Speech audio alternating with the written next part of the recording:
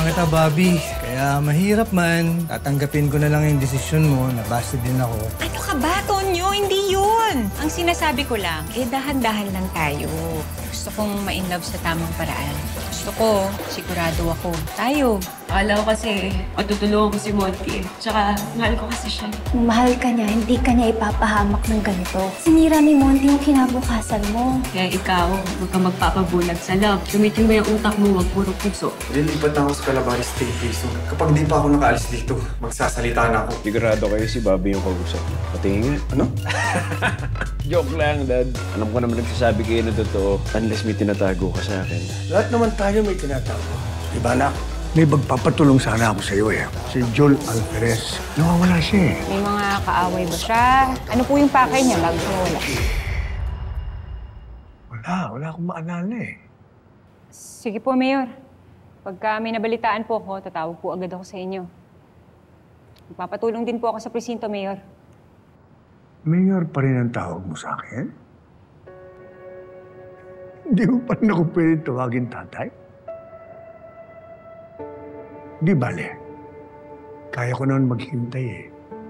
At pag dumating ang araw na yun, siguradong napakasaya ko. Kapi. Mayor, may gusto mo makapag-usap sa inyo. Mapilit po eh. Pasukin mo.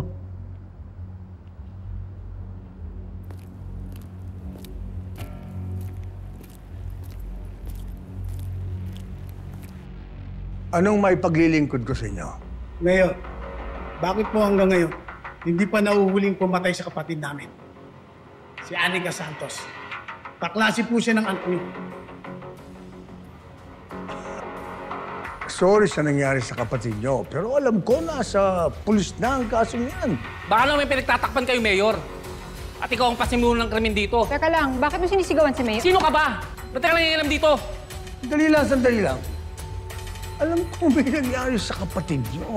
Nakikiluksa ako sa inyo. Pero, sa ulitin saktan mo anak ko, magkakaproblema tayo. Kapag kumilos na, wala ka na. Takbo, saan ka tatakbo? Hawak ko ang laro, ngayon ang oras mo. Takbo, saan ka tatakbo? Huwag kang ahatras, kami sa biglang dikit. Takbo, saan ka tatakbo? Sa biglang dikit.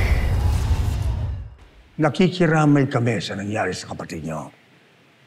At nangangako ako sa inyo, tutulong ako sa abot ng aking makakaya para masolve ang kasong ito.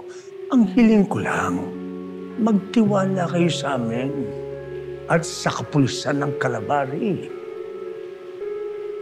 Nagkakaintindihan ba tayo? Sige po, Mayor. Pasensya na rin po. Sige. Uli na po kami.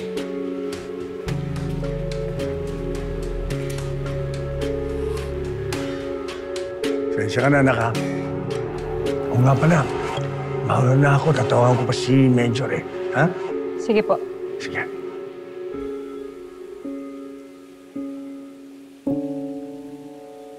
O pare, itong pinapatapos si Kapitana, tapusin mo na agad, ha? Mar! Alia! Tumawag si Bobby. Oh, ano sabi? Ngayon, ini-invite tayo sa birthday ni Mayor. Oh. Tapos, alam mo anong team? Ano? Hawaiian. Hindi pizza. Hawaiian? Di ba? Ay! Oh! Manghero mo kay mamo ng grass! At saka na, kabibi na bra! Bakla Moana ang peg natin. Gusto ko yun. Ay. Ay, Hindi barakong balbon si Moana. Mahiya nga kayo. Kapitana naman, basag trip naman to. Kapitana, chance namin ito magmaganda. Huwag ka na umiksena. Diyos ko naman. Asan ang ganda? Kapitana, hindi ikaw yung target market namin. Basta ako, papakitaan ko ng hula dance si Vice Mayor! Ganyan, oh! Bakla ang pangit. Ay? Dededmahin ka lang nun. Siya mas mapitik yung bewang ko sa'yo, no? Elbow ka sa malupit kong hips. Am I right? Alam mo, mapapansin ka nga ni Vice Mayor. Sabi ko ni... Kasi mukha kang carpet! Eh di, tapakan niya ako. Uy!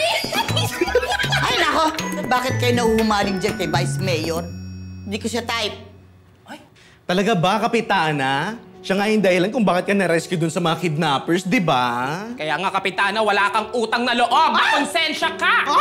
Oo, nandun ako. Sinave niya ako. Tinatanong ko namang utang na loob yon. Okay naman yon. Pero talagang hindi ko siya magustuhan dahil meron akong nararamdaman sa kanya. There's something. Parang peke yang si Vice Mayor.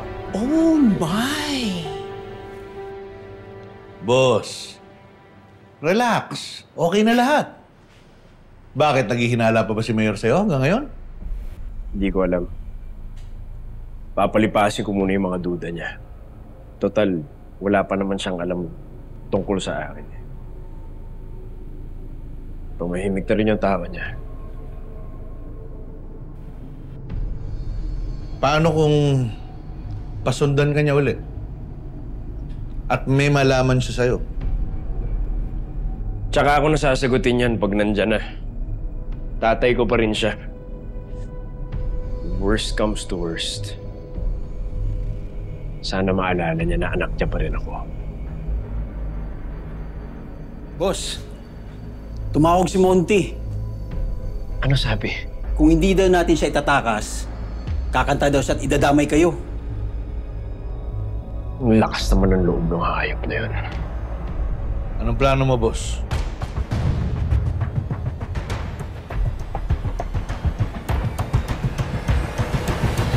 Magpatrol kayo sa plaza, ha? At doon sa era ng informal settlers. Hindi na ako natutuwa. Hindi pa nauuli si Mateo Ramos na yan. Sir. Sige na! Copy, Major.